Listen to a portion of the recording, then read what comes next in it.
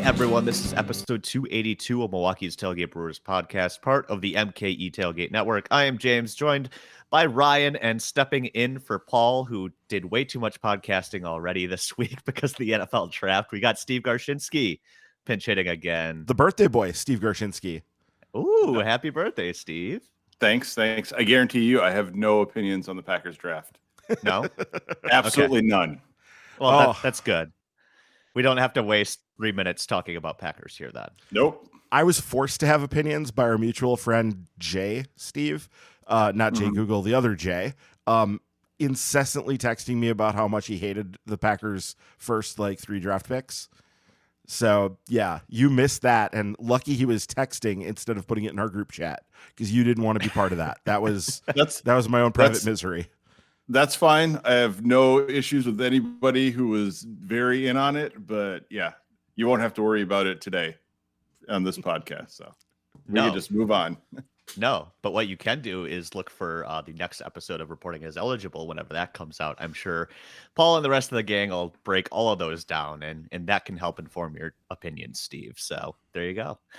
I guess on that topic, a reminder before we get started with the Brewers, you can become a patron over at patreon.com/MKE Tailgate.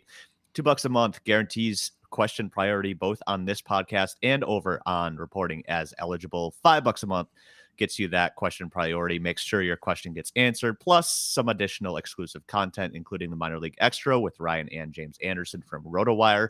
You also get Paul's Reporting as Eligible mini pods, in which, if you were subscribing before the draft, you got some positional previews there too. So you knew Paul's thoughts already on some of those guys. And James and Ryan will be recording on Thursday.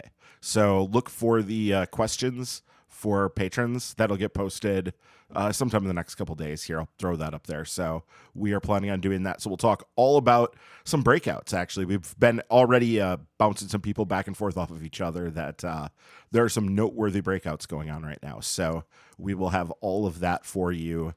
Should be late this week. Did you just drop a third person reference in there? James and Ryan will have a. I heard it. I heard it. Yes, I did. I don't know why.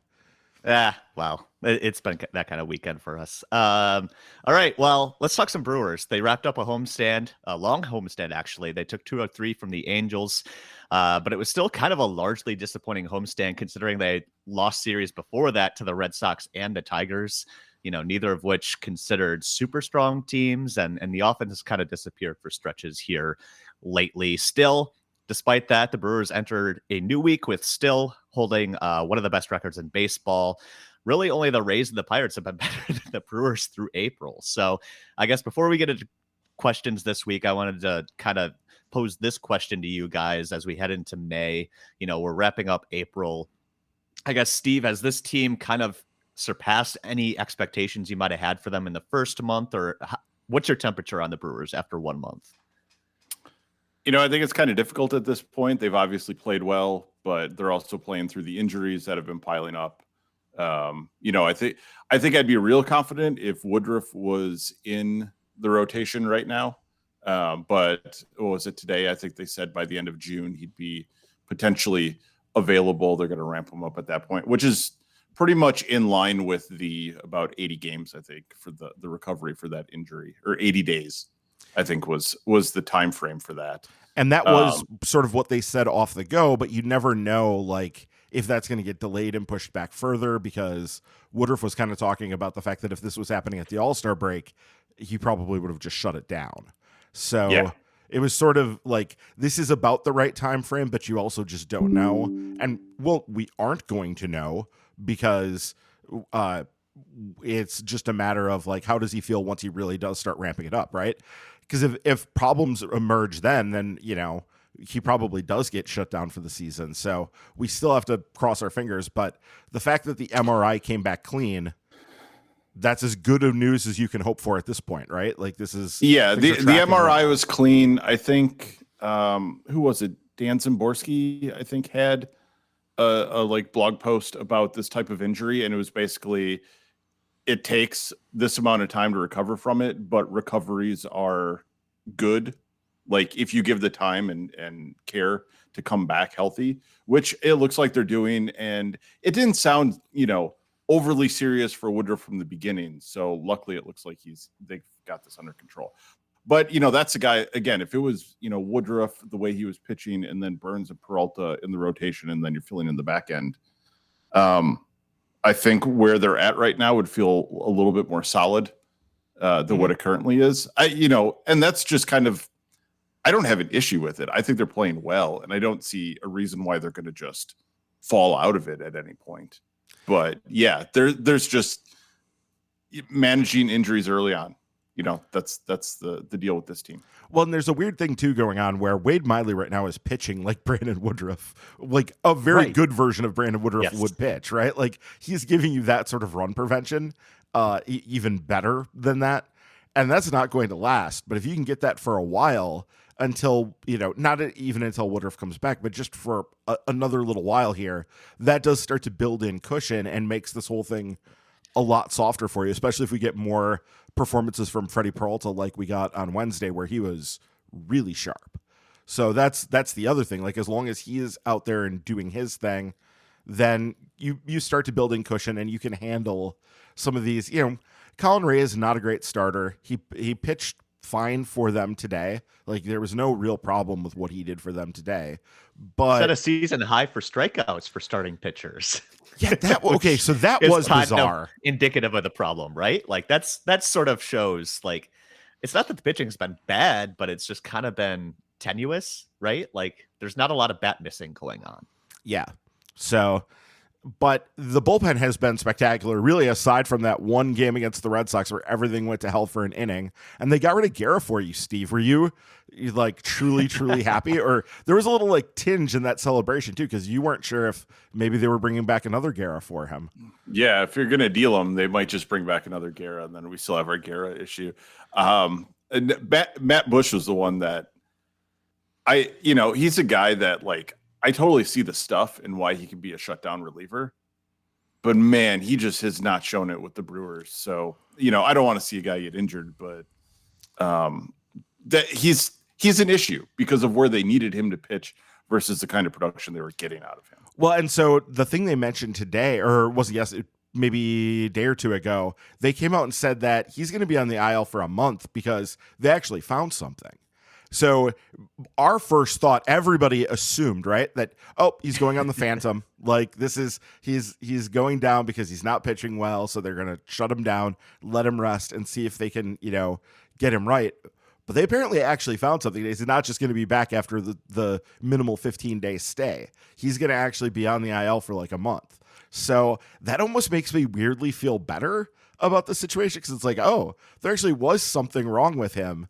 And if they identified something wrong with him and are potentially going to fix it, then that could actually give you hope that when he comes back, he'd be better instead of just this, what it seemed to be, which was like, well, maybe he's just lost it. He's 37 years old. Like guys just lose it at that point a lot. So hopefully he does come back from that. But yeah, they need that. Have you noticed, I posted this on Twitter, have you noticed that Bryce Wilson is doing like a very good Josh Hader impression minus the absurd strikeout rate because nobody does that except him. But like basically he has been pitching every like 3 or 4 days and he's been throwing like 2 to 3 innings every time out.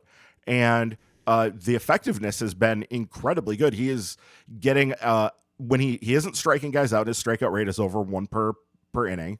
But when he isn't striking guys out, he's getting just a ton of ground balls and he's keeping the ball in the park. So it was like, this potentially could be a thing where they could be managing every few days to just have him kind of complete out a game or, pitch a big chunk of like the 6th to the 8th inning and then turn it over to, Devin Williams.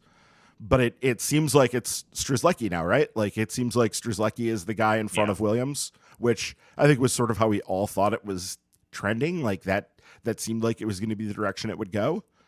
But yeah, and then Hobie Milner when there's lefties around because you really don't want him facing righties very much.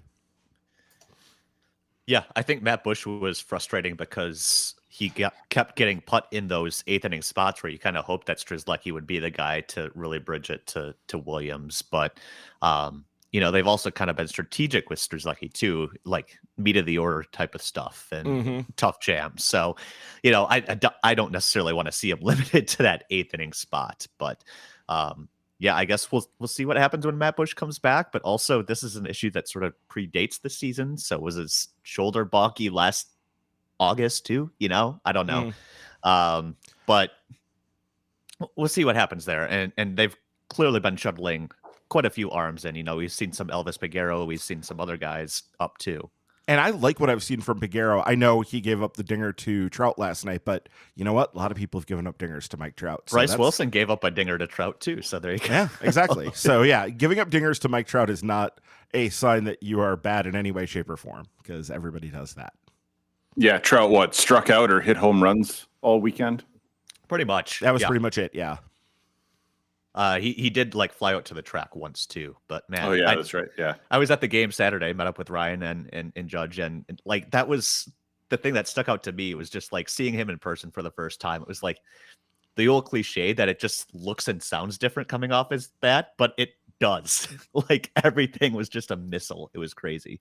Yeah, you must have been sitting right below me because you took that photo of Trout and Renfroe talking to Yelich before the game. Yeah. And it was from the same angle that I saw that same thing. I'm like, oh, look, it's Mike Trout talking to Renfroe and Yelich. So, yeah. Yeah, it was cool. Definitely enjoyed being there. All right. Let's get to some questions because we've got one from Alex Lamers that really kind of segues nicely from this conversation now that we're a month into the season. So Alex is asking here on Patreon, now that we're just about a sixth of the way through the season, on Fangraphs and Pacoda projections, the Brewers have improved by about 1.5 wins relative to preseason projections, thanks to the good start. Averaging the two as a Friday night would be 88 wins on the dot. Would you take the over or the under on that in terms of where the Brewers finished the year? I guess, Ryan, your thoughts, over under 88. So I was the guy who before the season had them in the mid 90s for wins, and I still will take the over on 88. I will do that, but I'm actually less optimistic than I was just because we've already racked up so many injuries at this point that and yes, nobody seems to be out for the year other than I guess Mitchell, and they have some coverage there, but they just have already cut so deeply into that depth, and you're not sure quite what's going to come next. If they go through the next 2 months or so without picking up many new significant injuries, maybe they weather this and they're fine. But they're also sort of in that position where a boxer in a match is kind of a little jelly-legged, and one really good punch seems like it could knock them out.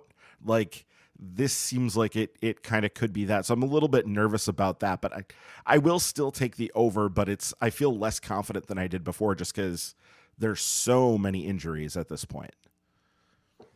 Yeah, I mean, if it's just we're waiting for Woodruff to come back, and then the team's basically relatively healthy from that point on, I'd take the over. But we're just finishing April, and to say there's not going to be any other injuries before the All-Star break is kind of tough. So, right.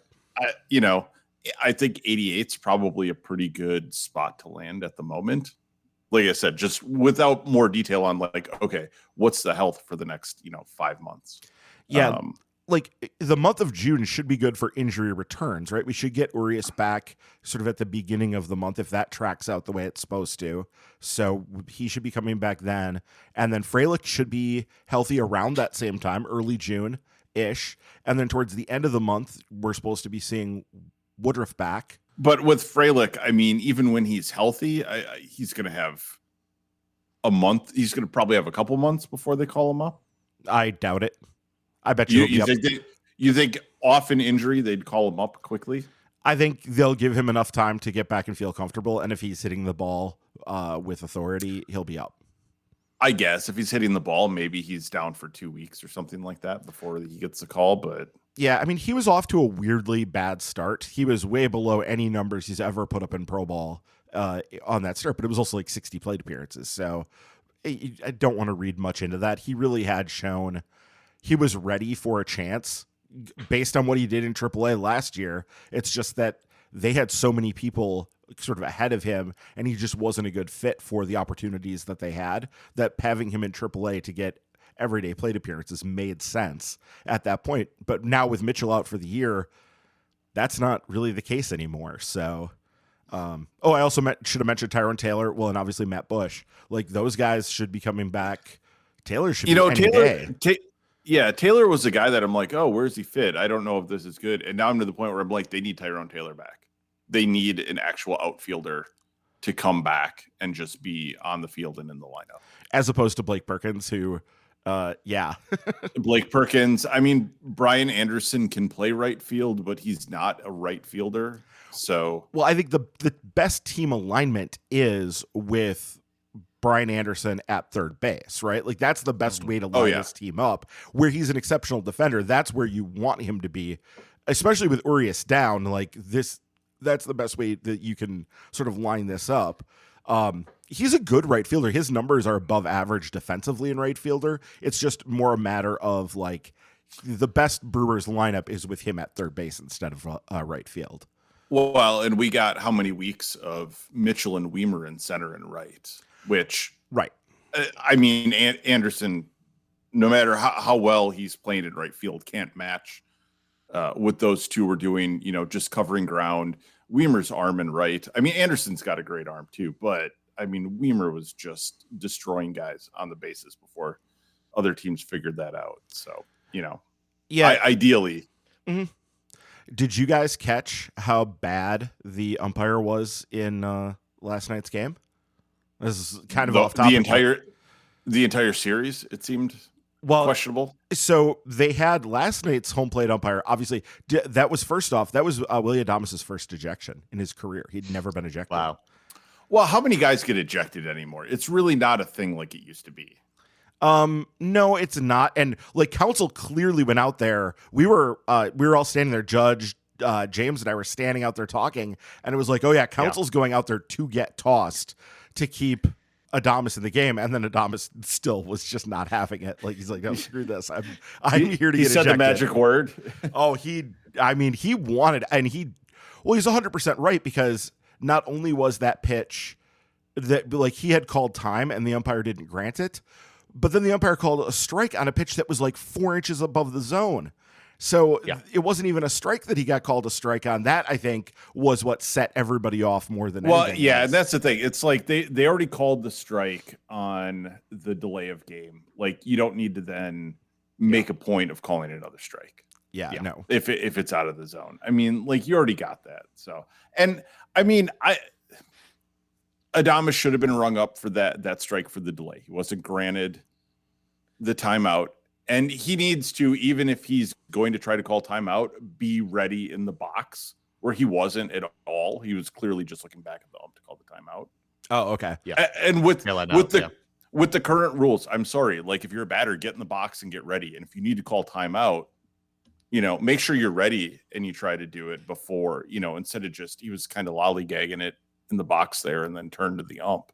And I'm sure that was part of what fed into it, because he called it right on that border of whether or not they're going to grant it to you anyways. So, right. But again, it's everything that happened after that kind of piled up. That was unnecessary. That turned it into a bit of an ump show. Yeah, absolutely. And we saw on Sunday too, at least on the broadcast, they showed Willie Adames' first thing during warm-ups. He walked out to that ump and kind of said sorry, and they cleared the air, and everything was fine after that. But still, don't need to go see an ump show these days, especially. All right, let's move on. We've got another question sort of about the rest of the season here. So Ken Maka on a bike in Waukesha is asking, who's our biggest threat in the Central right now, and why is it the Cubs? So that's interesting, because obviously, the Pirates, one of the hottest teams in baseball in April, but I feel like a lot of people just expect them to fall off. Maybe not completely, but, not necessarily contend for the NL Central division title. The Cubs likewise have been pretty, at least fun, competitive, whatever word you want to use to start the year. So I guess, Steve, would you agree right now, especially considering that the Cardinals are 10 games back of the Pirates, which I like to remind Cardinals fans that they're 10 games behind the Pittsburgh Pirates. I guess, Steve, would you agree the Cubs are the team to really worry about from the Brewers' perspective? I mean, mathematically, I guess, they're there, but no, it's April. I would still have my eyes on the Cardinals until they're dead. They have enough, especially they have the offense. So if their pitching, gets it together, I think they could still make a run and push in the Central. Obviously, if you look at what the Pirates are doing right now, I think every batter is hitting, like a 120 plus OPS plus, and all the pitchers are basically the same on the pitching side, which is like, that's just not going to hold. Like, what's his name? McCutchen. Yeah, Andrew McCutchen's got like a 128 OPS plus right now. I mean, yeah, I'm happy for the guy. I like Andrew McCutchen. It was great that he played with the Brewers last year, but he looked like an old guy. It's, a nice little homecoming he's having in Pittsburgh right now. That's not going to hold up. And I think that's kind of emblematic of what's happening there. I mean, as far as the Cubs are concerned, man, again, they're getting a lot of guys that are performing over their heads. Cody Bellinger's looking like an MVP almost at this point again. I don't think that's going to hold. Dansby Swanson's not hitting for power, even though he's getting on base. I mean, they have issues, even though they're getting wins right now. So I think, they're going to be annoying. Oh, what was the other one? Oh, Justin Steele's got like a 368 ERA plus or something like that, like something ridiculous. So they have a lot of places where like regression's going to settle in. Obviously, as long as they're there, they're a threat. But I think, when we look at the Brewers, we're like, oh, these are the places they can regress or there are issues. Like the Cubs have that and more. So we'll see once all that settles in.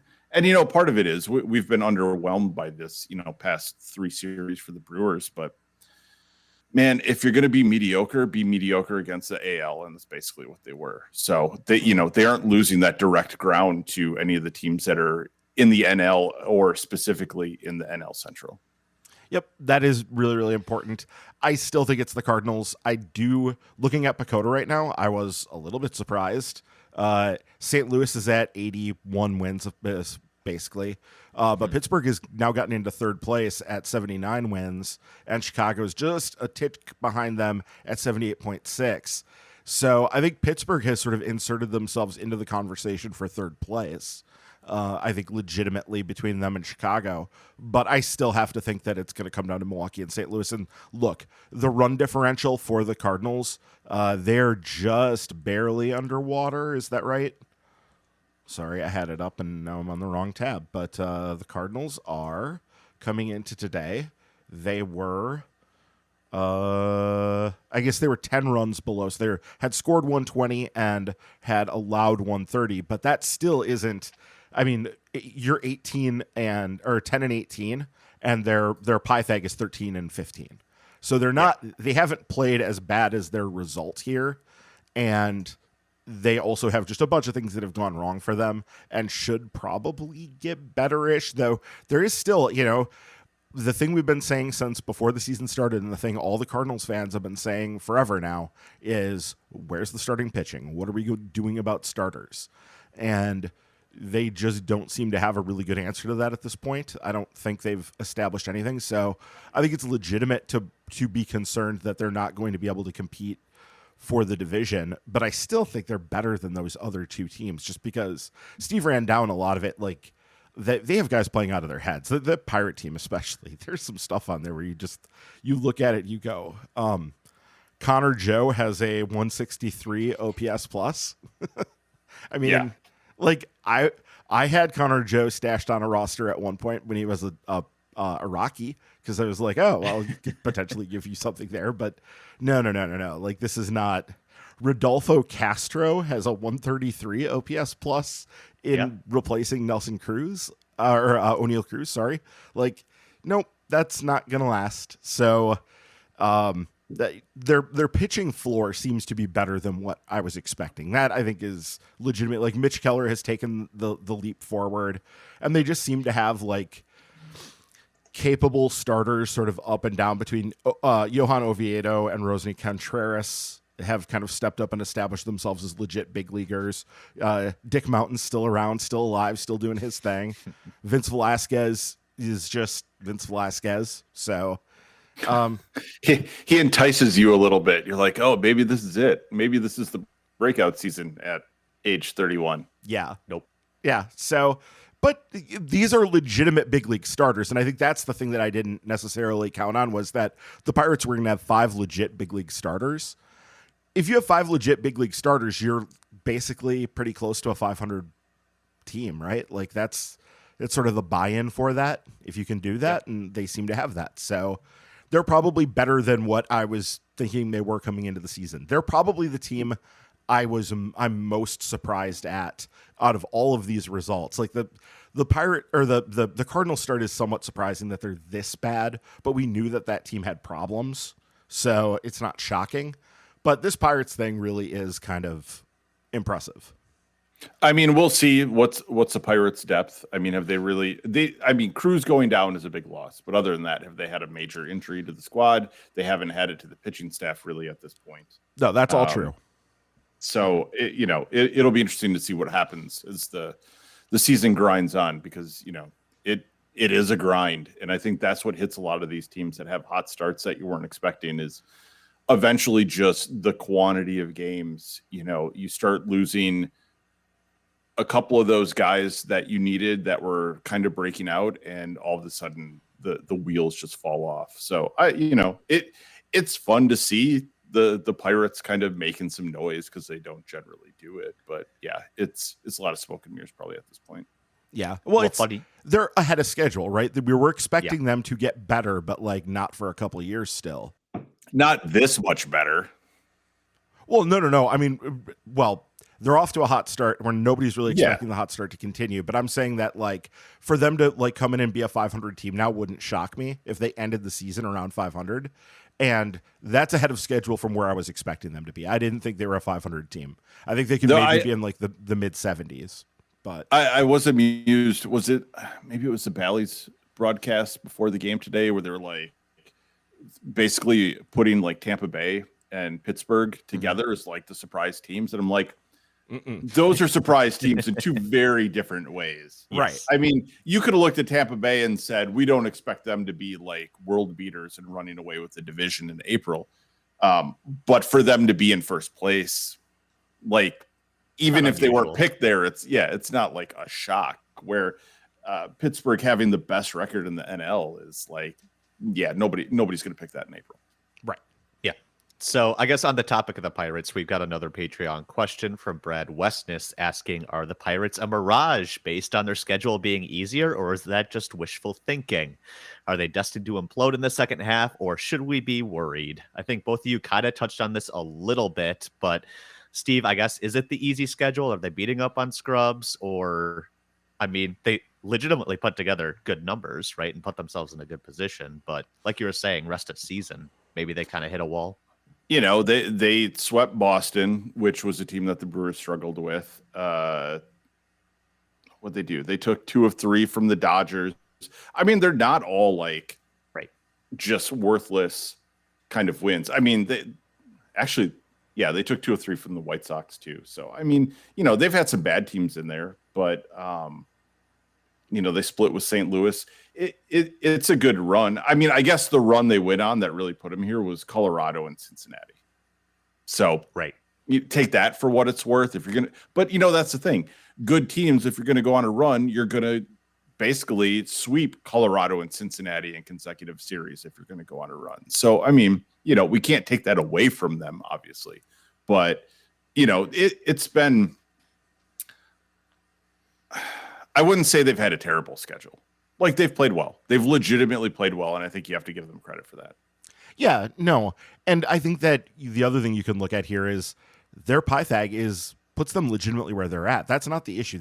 It's not that they're getting lucky in like 1-run games or whatever. They've scored 154 runs and have allowed 101.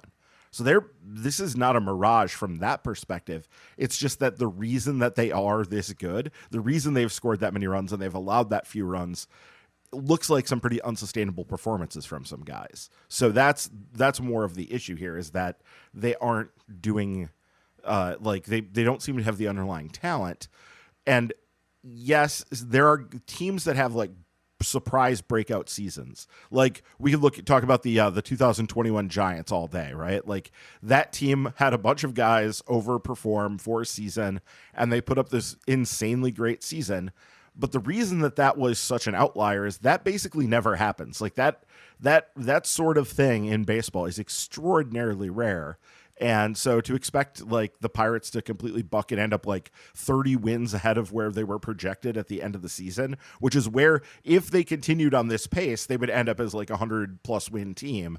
Right. That's just incredibly unlikely, guys. Like that's not so to an extent, this is definitely a fluke. Like this is a mirage, but the extent of that will be determined, by how many guys do regress. And I guess they do also have some more minor leaguers that can potentially come up and contribute. But yeah, it's also really hard to imagine them making a true run at the division without O'Neal Cruz.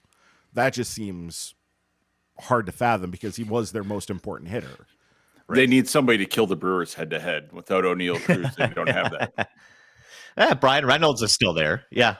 I'm glad they're getting this out of the way right now. You know what I mean? Like we're not playing them and they're really hot. So maybe that can change when we do start playing them, that they won't be so hot anymore. Yeah. I mean, at the very least, and we've talked about this a couple of times, they're banking wins, right? They're 20-8 or something like that. Like they don't have to give those 20 wins back. And, even if they play at their preseason projection, I think they're still on track then to finish the year over 500. If they play 500 baseball, they're probably right in the middle of the wild card race. Like you can't win a playoff spot in April, but I mean, they've kind of put themselves in a position where even if they're just average and they cool down substantially, they're still going to be at the outer edges of that playoff race, which is just bizarre to think about. Yeah, and they're riding the vibes right now. The Maggi thing, I think, is like extended the vibes past where they already were. Like that's been a whole thing this week. So for those that aren't aware, Drew Maggi finally got in a major league game as a 34-year-old. He had kicked around in the minors since he was drafted in 2011 and had stuck it out and stuck around. And the thing that the craziest part, they pointed this out on Effectively Wild, was how did he never end up going to like Japan or Korea or something? He just kicked around in the minors that whole time. It's kind of remarkable. I'm just shaking my head like the old guy that started in the minors in 2011. Oh yeah. Well, you are old. You're older today, actually. Yeah, I'll be a year older today, and that's really settling in when you make observations like that. Yeah, the ancient 34-year-old Drew Magi playing Major League Baseball. Inspirational. Right, Steve? All right. Yeah. Let's turn our attention back to the Brewers because Devin Bearwolf has a question here about Corbin Burns. We kind of talked about it at the top of the show. Still, he had a decent start on Saturday night, only allowed 1 run, but got into some trouble early, and he just hasn't been missing bats sort of the way that we came to expect him to early on after this breakout, right? So Devin's question here is, do you think the struggles of Corbin Burns are due to the fact that he can no longer, quote unquote, allegedly use sticky substances while pitching? It seems like his struggles started last year around the time of the crackdown. So Ryan, I kind of asked you to try to dig up some of the spin rate stuff because that's always been kind of used as a proxy of whether or not guys are using sticky stuff, right? And see if there was anything noticeable there. So I guess, what did you find when you looked at the data there? Well, you're the one that found it. You're the one who pulled it up on. Yeah. So, but I'm trying to be a good host here and set you up to sound smart, Ryan. I know, but it's fine. You were the one that you actually found the spin rate stuff, and you look at the graph and it is wow. It is very telling. The crackdown actually was not last year. It started in 2021, June of 2021. Umpires started enforcing this towards the end of June of 2021. And if you look at his cutter spin rate month by month, in April of 2021, it was 2,800 RPMs, 2,878. In May of 2021, it was 2835, and in June, it dropped down to 2676. So it took a huge tumble, and you look at all of his pitches, they all took a tumble right at exactly that point. And then if you look at the graph, like they climbed up a little bit, sort of a little steady incline after that. And there was talk that the umpires were less rigorous about enforcing things in the summer of, like after the initial crackdown, they got a little lax. And then last year they started doing the like rubbing the hands all the time. And it basically stays steady throughout 2022. There's just a little wiggle up and down, but it's basically a straight line across. And then this year it's basically in line. All of his dots are in line with where they ended last year. So this doesn't seem to be a major change for him, since basically he's seems to have established a baseline of 2022 and 2023 where that has not changed. Now, how much you want to take and look back and go, okay, well, was he taking huge advantage of this when he was really, really good in 2021? Yeah, he was. But he also managed to, find ways to still be good even after the crackdown happened, and was still, he was at a Cy Young year in 2021, even in the midst of that initial crackdown. So I don't know. I think that it definitely has had an effect on him, as it's had an effect on a good chunk of pitchers in the big leagues have done this and have seen a major change. But I don't know that we should necessarily worry. I mean, the question here was what exactly? Like, he's asking, it seems like his struggles last year around the time. Okay. Yeah, I mean, there is something here. Like, this has affected how he pitches, but it's also affected everybody. So I don't think that it necessarily like hits him particularly hard. So last season, when you look at August and September, he was still striking out over 9.5 guys per 9 innings. Yeah. So his strikeout rate is down right now, even though like his spin rate and everything is stable to that period. So I think some of this is just early season, small sample. So is Corbin Burnes the Cy Young Corbin Burnes that we saw a couple years ago? I don't know. But I think he's better than what we've seen so far this season. So I think just with time this season, a few more starts, we're probably going to see him give us a little bit more of that classic Corbin Burnes that we've seen in the past. And again, it might be a little bit more fleeting than it has been, had been further in the past. But, I think there will be a little bit of a bounce back for him at some point. Yeah, compared to where he's been this year, I think he's definitely a better pitcher than this, and we will see that providing he can stay healthy. That's always the caveat with any pitcher. All right, moving on. Our next question is from your guys' buddy Jay Google, not the other Jay, asking, with the injuries to Mitchell, Urias, Frelick, to a degree, and even Taylor, who will be back soon, at what point do you think the Brewers are relying on the young guys too much? Are you concerned about Wiemer and Terang wearing down by the end of the season? At least with Mitchell and Urias, there could have been a good rotation, he says. So, Ryan, I guess any worry that, throwing these guys in there right away kind of maybe opened up the door to more injuries, or is it just kind of a freak thing that happened? No, I think that's a freak thing. There is some concern about, if you're out there, because right now Terang and Wiemer are essentially playing every day. They are basically everyday players, and it might be an issue that they wear down towards the end of the season, and it would be nice to be able to start rotating. And when Frelick is healthy and when Taylor is healthy, I think that does give them more flexibility to give Wiemer days off, right? Right now, that's a little difficult because they just don't have the horses out there because of Mitchell's injury and because of Taylor's injury. But they should be able to do that more as the season wears on, hopefully, and that takes some of the pressure off. Same thing with Urias. Like, Urias coming back gives them the flexibility really to give yourself a better bat on the infield, right? Like, if you start playing Anderson in right field on a more regular basis, then you can have Urias at third, Terang at second, or you can start bumping Urias over to second up more often and have Anderson at third base. So I think it will be important. Right now, they're sort of they obviously they're stretched thin because of injuries, and as guys come back, they should be able to start giving guys more time off, and that should help with this issue and help keep it from emerging. But it is a concern. I think he's right. I wouldn't say I'm like acutely concerned about it. I mean, one of the things here is like, Joey Wiemer's 24 and Bryce Trank's 22, 23. Like, they're young, and yes, they haven't played like a full major league season, but they're also young dudes and in great physical condition. So that part of things I don't necessarily worry about the same way. Hopefully they're pacing themselves. Maybe they aren't. Maybe like the fact that they're out there killing it on defense, maybe that is going to lead to more of a wear down physically as the season goes on. But that's why you'd like to hopefully get them some time on the bench, as especially we move into summer and guys start to really accumulate those bumps and bruises. How long has Terang been a professional ball player? Since 2018. Yeah, I wouldn't be as worried about him.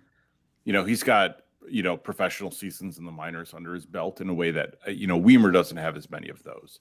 So I would say Terang is probably going to be fine. Yeah, I mean, you look like you disagree a little bit, Ryan. Well, no, I mean, I think that's fine. Like, they have that time. It is important to remember that the minor league season is significantly shorter. Like, you're chopping a month off of it. So it is, but you're used to the schedule of how they play. Yeah. Like, when you're in the season, you're used to, what a series is for professional ball versus college ball. So, I for think, sure. So I think for Terang, which, I mean, he's also been able to get more time off, I think, than what Wiemer has so far, which will make a difference. Wiemer's interesting, but they also have more coverage for him, especially when Frelick gets back, when Taylor gets back. So they might as well play him right now because they need somebody out there, and he's the guy that can do it. So I wouldn't be surprised if he gets, more days off going forward. But I mean, with his production so far, like, he's been fine. Yeah, I think fine it's been a weird shape, right? He hasn't been hitting for the power that you expect. He's not been hitting the ball with the authority, though he did hit another home run this week. But he's also not been striking out like we expected. We were worried he's going to be out there running a 30% strikeout rate. He's under 20. So it's really, really the shape of his production this year is entirely not what anybody was expecting. So, but we've also seen him adapting to major league pitching. Yes. Yeah. But he's also probably not hitting he's protecting a little too much. I think he's a little too worried about the strikeouts. And that's, if that starts to come at the expense of making good contact and doing damage on pitches, that's a problem too. And that involves adjustment on his part to like get that balance right? Like, you don't want to give up all of your power to just make bad contact. I know that he's a fast enough guy that making bad contact can sometimes get him on base. But ultimately, the thing that's going to make Joey Wiemer a star, if he can get there, is pounding the hell out of the baseball, which is what he did when he was in the minor leagues. You just want it to balance out with not as much swing and miss as we saw at times in his minor league career. Sure. And I mean, his defense has made it worth, like, hey, we'll kind of work through the growing pains. Oh, yeah. He's hitting what? It's slashing 222, 308, 358. Yeah. Right now. Yeah. Which is playable when you have the defensive capabilities that he has. That's very playable, but it's not what we were expecting from him. No, we're expecting it's like Lorenzo Cain. It's not Joey Wiemer, right? it's no, really but weird. I mean, they have another outfielder that's slashing 223, 316, 340 without the defense. Well, he's also making over 200. And he's also making over $200 million. There's the Yelich reference I was waiting for. Steve's Yelich grievance. Thank you. Yes. I'm just saying, like, when you look at it, like, Joey Wiemer's got better defense in center field, and he's basically hitting as well as Christian Yelich right now. That's one way to look at it. Yeah, I'm fine with just saying, I guess Joey Wiemer's the guy. Like, we'll ride it out until he shows us otherwise, because like I said, he's adapting to major league pitching. We can work through a little bit of the lack of power right now as he learns to hit a breaking ball.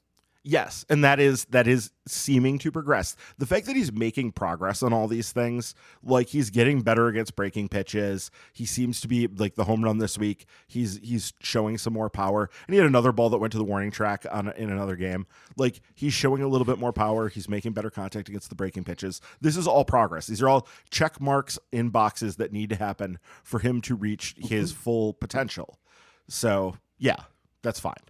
All right. So I guess as we talk about, positional rotations and guys who may or may not be struggling, kind of leads to a question here from Andrew S. asking, when is the return of Keston Hiura? So another Keston Hiura question this week. Obviously, Luke Voigt still really struggling to get going in that first base DH role. I guess, Ryan, what's Keston been up to? And is there a chance we see him re-added to the roster at any point soon? I mean, there's always a possibility on stuff like this. It's so weird. So one of the things here that's going to make it difficult is he's not on the 40-man, and they did just make another trade today, right? So they traded for the Twins McGill, not for the Mets McGill, which is what I thought they were initially trading for. But they're going to run out of 40-man spots here. And with him not having options, as soon as they put him on the 40, if they need to send him out again, now you have to DFA him again. And I think at that point he has the ability to elect free agency. And so it gets a lot trickier to do these roster machinations. It's a lot easier to call a guy up when you've optioned him down, when he's in an option year. Now it's a lot trickier. So, but yeah, I mean, once again, we're looking at Keston Hiura, and he has a 325, 382. Oh God, what is his OPS is over 700, yeah, 700. But he's still striking out about 28% of the time in AAA. Yes. So the problem is as it was. Yeah, he's going to look great in AAA, and when he gets to the majors, they're going to just pick on what he can't hit, and that is just going to stick out and undercut his career until he fixes that, which is unlikely. I mean, it could happen, but he'd have to show something in AAA for it to be an improvement. Yeah, you'd want to see like the strikeout numbers come down, and you'd like to see it's hard to do this from scouting the stat line because we don't know where these pitches are and everything. But we all know what Keston Hiura's weakness is. It's the high fastball. Like, the guy can't get around on the high fastball. It's his kryptonite. He's really, really struggled since pitchers figured that out after the 2019 season. And until he fixes that, all of this is just sort of, it sort of doesn't matter. Like, that's the thing that has to get fixed. And we don't really know if it's been fixed based on the numbers on a page, right? And I mean, pretty skeptical it has been.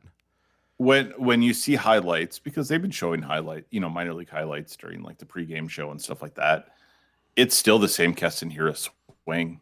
I don't see anything that you're like, oh, well, something's changed and maybe he will make contact with, the balls he would just swing through. I mean, because they were just like, they could just get him out on fastballs. It wasn't even anything necessarily tricky about it. It wasn't like, oh my God, he swings at that like slider out on the corner or something like that like eats up so many guys. Mm-hmm. It was, and they're elevated fastballs, but they're not like elevated out of the zone either. And that's what's so frustrating about it. Like it's guys missing on fastballs that should get eaten up, and he still swings through those. And it still looks like that's going to be an issue if he's in the major leagues. Yep. All right, moving on, we've got a question from Mark Podscarby next, asking, we talk a lot about which players will get their numbers retired, but what about Craig Counsell? What are the chances the number 30 ends up on the wall in AmFan next to the others, or what more would he need to accomplish to get there? I think this is kind of an interesting question because obviously, player-wise, the numbers aren't necessarily there, but, it's not necessarily prohibitive, right? They put Euchre's name up there with the number 50. I guess, Steve, do you foresee a day where maybe Craig Counsell's name gets hung up there in the stadium? I think he has to win a World Series for that to happen. I think that's basically the thing. If Craig Counsell, with his career, both playing for the Brewers, being in the front office, then a manager, if he wins a World Series with this team, yeah, I would say then there's a pretty good chance that they retire the number and put him up there. I mean, more than anybody else, that would be the easiest one. In all these years. It would be the least controversial person to put up there and retire a number. So, I mean, though the only precedent that would break is he wouldn't be a Hall of Famer. Right. Well, but he could end up being a Hall of Famer as a manager. Yeah, Yeah, I mean, that's legit. Like, he could be with what he's done with the Brewers if he won a World Series. Though I don't know. Usually the bar it's 2 World seems a little Series. bit. Usually you win 2 World Series, you eventually get into the Hall of Fame as a manager. Yeah, I was going to say the bar's a little bit higher for a manager to get into the Hall of Fame at that point. Yeah, it's like 2, and then you have to have a long career. Like, he's going to need to do it Right. for like 30 years. He maybe will need to do it in another city as well. I don't know, possibly. But I think from the Brewers' perspective of doing this, I think you absolutely don't need the winning the World Series. I think probably does need to happen. I could see if he ends up going through and having like a 30-year career as a manager, if he's still managing this team in like 20 years, and as weird as that like sounds, but like He might not be managing it next year, you know?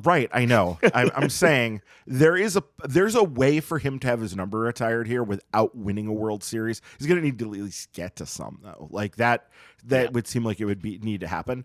But I think that he checks off a lot of boxes here because of the fact that, first off, he's local. He played for the Brewers. He has managed for the Brewers and had a tremendous tenure. He doesn't have any Manager of the Year awards, which is absolutely insane. Like that is an indictment of that entire rotten system, that the best manager in baseball doesn't have any Manager of the Year awards. It's nuts. Well, when you have Mike Schilt, who the Cardinals were willing to fire within a couple seasons, winning a Manager of the Year award when Craig Counsell should have got it in 2018.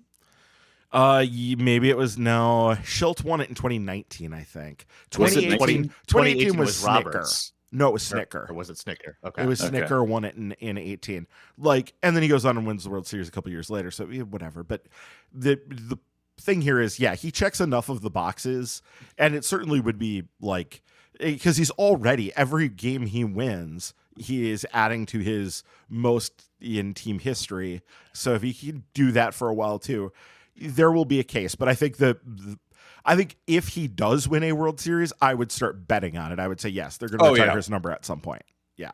Yeah. If he wins a World Series, then he goes up with, Molitor, Yount, Fingers, and Euchre. I don't think anybody would have a problem with that. Yes. Until that Aaron point, too, Steve. Aaron's also up there. Yeah. Well, Hank Aaron should be everywhere. So that should be a good. Yes. And Raleigh shouldn't be up there, but we've done that on another podcast. So you can go back and listen to the archives for that one. I mean, he won a Cy Young and MVP with the Brewers, which is why they did retire. And he's in the Hall of Fame. And so it's why he's in the Hall. It's why his number is retired. I don't think it's enough to retire the number of a player because he was with the team for 5 years, and he was bad for 2 of them. It's fine. I mean, he's a relief pitcher. You should be more opposed to this than anybody, Steve. If anybody should be on my side on this, it's you.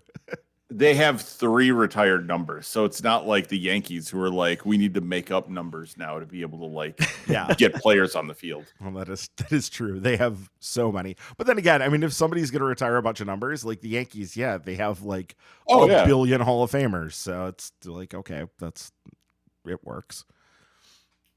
All right, last couple of questions here this week before we wrap things up. Adam Post is asking, next season, Fortuna Dusseldorf, currently playing soccer/football in the 2nd division in Germany, have plans for a few games where the tickets are free for all fans, with future plans to make all tickets free for all games. What excuses, Ryan, I'm going to go to you first, would Rob Manfred and the owners give for never allowing MLB teams to try this? Well, why wouldn't they actually do it? You can't have the riffraff in. This would just encourage the riffraff, and they want their sacred spaces for their rich people to not have to deal with. They have the tiered pricing system in large part just to keep the poors away from the riches. They have their little way of keeping people apart like that. That's a big part of it. People really got mad about that remember when the new Yankee Stadium opened and people saw the prices for those tickets right behind home plate. And people were like, yeah, this is just blatant class structure warfare. It really got people's attention. I mean, that's why they would never do it, obviously, because it would cost them money. They wouldn't have that. But you have to understand, in Germany, I don't even fully understand the German soccer system, but there's a thing. The fans own every one of those teams, like 51%. There's some weird rule where like they're basically fan owned, and the fans in Germany lose their shit about any sort of price increase or anything. That it's a very strange system. It's totally unlike any capitalist sports model we have in this country. It's a completely foreign concept. Their fan groups almost like run those teams in a way that just is unfathomable to us. And so their ticket prices already are laughably low. Like, and this is actually true to an extent in England as well. Their ticket prices are so much lower than what demand would make them. And the fans there like go on strike and will walk out of the stadium like in coordinated efforts when they talk about like doing like a £5 increase to ticket prices or something. Like people will walk out in protest and they're like ultra militant about it. This happens all the time. Every time somebody talks about increasing ticket prices over there. And what it leads to is a situation where I go over for my 40th birthday a few years back and end up paying 40 times the face value of the ticket for my seat, because that's what the market is. That's what happens to it. It's absolutely insane. The ticket, my ticket has a £6 price on the front of it, and I paid like 300 for it. It was insane. It was absolutely ridiculous how it worked out. But it's how they like to do things over there. It's just a completely different conception of how sports economics exists over there. They don't do things or see things the way we do. They would be appalled at what we put up with. They would be absolutely beyond appalled with what we put up with in terms of ticket prices and parking and all of those things. They would have no conception of what we put up with. Ronald Reagan didn't defeat communism only to let Rob Manfred let it breach the borders 40 years later. Yeah. Yep. Perfect. Well, what was your story, Ryan? About seeing Liverpool? It's perfect. It's so bizarre. I've talked about this before, but like in Europe, they expect ruthless, unadulterated dog eat dog capitalism for their sports and socialism in their politics. And here we're exactly the opposite. We expect ruthless dog eat dog capitalism in our politics and socialism for our sports owners. It's so backwards and it's so weird. And people in Europe think we are insane for this. And we are. We legitimately are. It's nuts. It's like the city of Las Vegas is going to pay how much in millions and billions to the A's owner? Maybe. Have you heard the talk this week about this? They basically went out on a limb and did this without having the deal finished. Oops. And the city of Vegas they're already like, especially from the football thing, the hockey thing is working out pretty good, but the football thing is not working out the way that people had hoped. And there is some backlash and some resentment being built up. And for another big giveaway to another transient sports owner who's just looking for a big bag of cash from the Las Vegas city council or whatever, that may not be the fait accompli that everybody just assumed it was. This seems like this might actually go bad. And that would be awkward. Oh, but God, it would be so richly deserved. I mean, if John Fisher ended up holding the bag on this and like being forced to sell the team after he gutted its value like he has, and then if he was forced to sell the team at like a loss of because he did this, would be the sweetest justice that could possibly exist for this. But I'm sure he'll find a way around it. I'm sure they'll make sure that doesn't happen because of the precedents it would set and everything. But God, we can dream, can't we? We can hope that somebody would screw this up so bad and end up with, egg on their face and a huge loss in the pocketbook. I mean, 81 games with the sports book in the stadium would be worth a lot more than 8 that you get from football, or 9, whatever you. How's it divided with 17? Yeah. Well, there's this 8 to presumption. 9 plus, yeah. Yeah. Well, there's this presumption with the football thing that like, and I think it is true. They're seeing people from the visiting team the fans are flocking in droves for that weekend. Mm-hmm. They're coming in for a long weekend to, see the football game and then spend the weekend in Vegas. It probably doesn't quite work that way for baseball, though. I don't see quite why. I mean, like, you will have a number of people. I would potentially go to a series in Vegas. Like, I mean, I don't travel out of town for a lot of series or games, but I've gone to Vegas for like Badger football games and stuff like that. You have.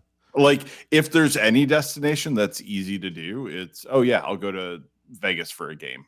So saying I'll go to Vegas for a Brewers series out there, sure, yeah, I'll if I'm looking to get away, I wouldn't do that. So yeah, that team's always a road team. Yeah, I mean, I would think that they would build up something of a local fan base, especially if the timing on this was setting up for them to be pretty good, because the A's should, if they've got their shit together in the next few years, they should be kind of riding a wave of a bunch of prospects cresting around the time that the new team starts playing in the new stadium, right? In like 2027 or whatever. If they worked out for the Brewers. So it's potentially could be good for them. But yeah, I do hope that it falls apart terribly for them and it just somehow, some way they still end up staying in Oakland. That would be the best. I'm the opposite. They've been jerking Oakland around for so long. Just get out of there. Decades. Yeah. Just cut the shit, get out of there, go to Vegas, and that'll be the new location. Whatever, that's fine. If you could get a good owner dedicated to making it work in Oakland, that would be the best case scenario, right? Yeah, but that's not going to happen. So quit just screwing with the fans of Oakland, who have a franchise that you should have a long history of, loving and showing up for, and they've been competitive for so many years. It doesn't make sense. If you're going to do this to the club, fine, get out of there if that's how you're going to treat your fan base in Oakland. So I don't have a problem with them moving just based on that fact. And it's unfair, and it really is terrible for Oakland. And that was kind of the other team growing up that I always followed, because that was the Bash brothers, and the Muskies were in Madison, so you always had that minor league connection in the area. So I mean, like, trust me, I want to see a team in Oakland, and I think the A's in Oakland were always good, but the way they've treated the fans there for so long, just get out of there. Quit screwing everybody else over. Sure thing. PJ Wessels has our last question of the week, asking who got to see Race the Cheese? Where does this rank among the others between inning entertainment? So I was there. You were there? What were your impressions of Racing the Cheese? My 9-year-old was very amused by it. He thought it was great. Now, I saw the WWE aspect of it, obviously, with the dive the racer took. Are you saying this wasn't on the level? I don't feel like it was on the up and up, but you know what? If they want to bring Race the Cheese back occasionally, I'm for that. It was entertaining. Nobody hit the cheese with a bat, did they? They didn't, but he did stop for a bite of a grilled cheese halfway through the race. That he himself had brought the cheese ate cheese. It was kind of cannibalistic, but you know what? Whatever, I'll go with it. No, that's disturbing. That's like that's a horror show. It's like the hot dog eating a hot dog. Yeah, that's disturbing. Trust me, man, you've never watched Veggie Tales, so that's disturbing. No, I mean, so yeah, I didn't even know that this had happened. I was completely off the grid. I didn't see an inning or a moment of Friday night's game, but I think that maybe I've spared myself this horror of cheese on cheese cannibalism. So we were at the game, and all of a sudden they come out with Race the Cheese, and my wife is like, what the fuck is this? I'm like, oh, there's a whole Race the Freeze thing in Atlanta, and so that's a takeoff on that. And then they started it, and the cheese got the head start over the guy he was racing. So it was entertaining. I don't mind. Bring it. We enjoy sausage races. So sure, if you want to do race the cheese where somebody takes a dive halfway through, go for it. Yeah, okay. I fully support this idea, but no more cannibalism. I don't need that in my mid-inning entertainment. Like that's not kosher. That's not okay. It's not kosher. It's probably not kosher. Actually, I don't think it is. Those are the Saturday night games. All right, that'll do it for questions this week. Thanks everybody for sending them in.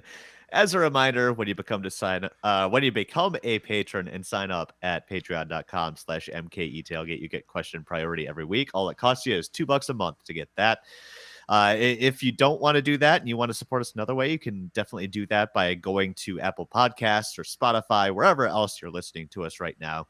Give us a 5-star review to help us in the rankings there. And while you're there, please be sure to hit the subscribe button or follow button, whatever it's called on that platform you're listening to us on.